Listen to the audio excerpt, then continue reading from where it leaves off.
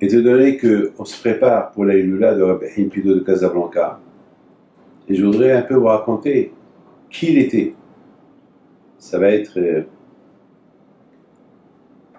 y a 81 ans qu'il est décédé. Je me rappelle que mon oncle, Alav Shalom, il m'avait raconté, avant de mourir, il m'avait raconté que Rabbi Haim Pinto, il était en train de prier, et pendant la prière, il est tombé, et malheureusement, quelques temps plus tard, il est décédé. Mais ce que mon père me raconte sur lui, c'est que le jour qu'il est décédé, mon père était à Essaouira. Rabbi Haim Pinto, mon grand-père, il est décédé à Casablanca. Alors, lorsque mon père il a appris la nouvelle, bien sûr, à l'époque, il y avait des bus. Donc, c'était presque, il devait voyager toute la nuit.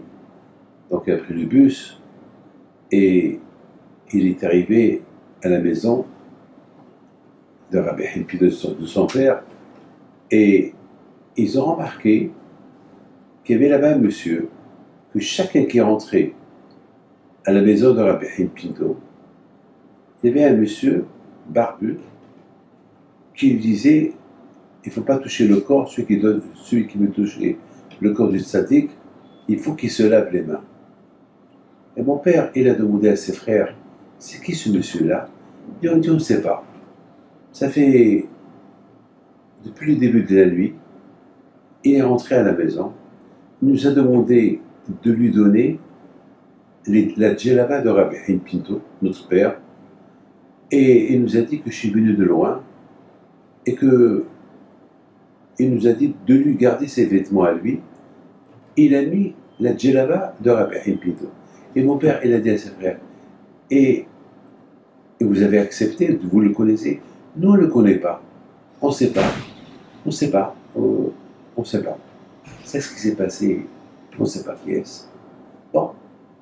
Le moment est venu que le lendemain, la Heva Kaddish pour le laver, et ce monsieur-là, il dit à tout le monde, non, c'est moi qui dois le laver.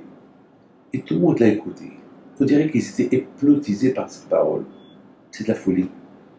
Personne, même mon père, il nous raconte qu'à un moment donné, il voulait respecter, on ne vous connaît pas, qui es-tu?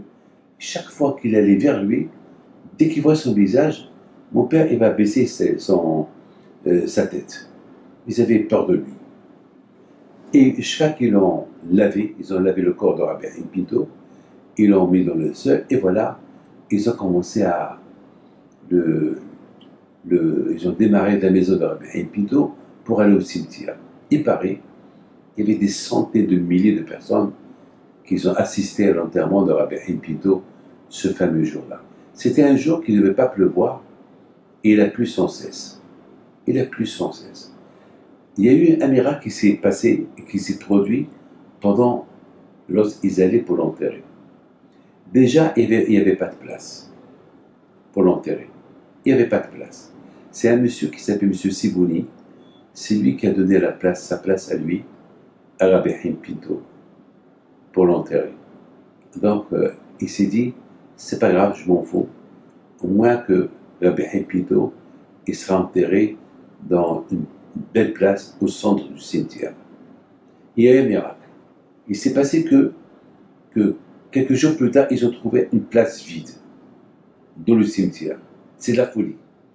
Alors, tout était complet plein, et soudainement, ils trouvent une place qui était vide. Donc, ils l'ont donnée à M. Sibouni. C'est-à-dire que finalement, M. Sibouni n'a rien perdu. D'où cette place il est venue, on ne sait pas. On ne sait pas. On dirait qu'il y a eu, la terre s'est élargie, et alors que la Heva Kaddish, tous les gens présents, ils savaient qu'il n'y avait pas de place. Bon, c'est les tzadikim. Les tzadikim, ils font ce qu'ils veulent. Voilà. C'est Hachem, il a rendu les tzadikim les patrons du monde. Bref. Une fois qu'ils ont enterré Rabbi Haim Pinto et que ses enfants, notamment mon père, ils sont retournés à la maison, ils ont commencé à discuter. Où est le monsieur qui est venu hier soir, qui a pris la djellaba de Rabbi Haim Pinto, il nous a donné ses vêtements, qu'on les a donnés à maman, il est parti où? Ils l'ont plus revu. Ils sont partis chez leur mère, qui n'a pas quitté la maison. Ils se disent à leur mère, maman, ce monsieur qui est venu hier soir, à qui on a prêté la djellaba de Rabbi Haim Pinto, il t'a laissé ses vêtements. Est-ce qu'on peut voir ce qu'il y a dans ces vêtements?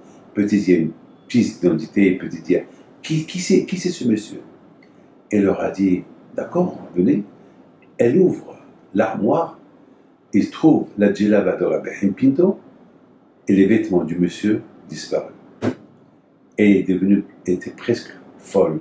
Elle a commencé à crier, elle a eu peur de rester là-bas. Mais c'est pas possible. L'armoire, je suis dans la chambre où il y a l'armoire. C'est pas possible que quelqu'un ait pu rentrer ici et prendre les vêtements et rendre la djellaba. Qui c'est ce monsieur? Jusqu'à maintenant, c'est un mystère.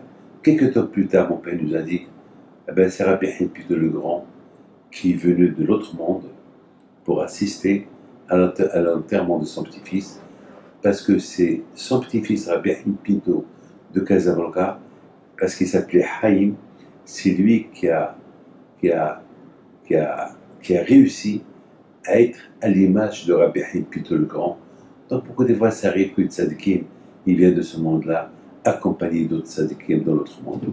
Que le mérite de Rabbi Haim Pinto soit avec vous. Amen Keratzon. Saïloula, c'est mardi soir, le 23 octobre, et le mercredi 24 octobre. Que son mérite soit avec vous. Amen Keratzon.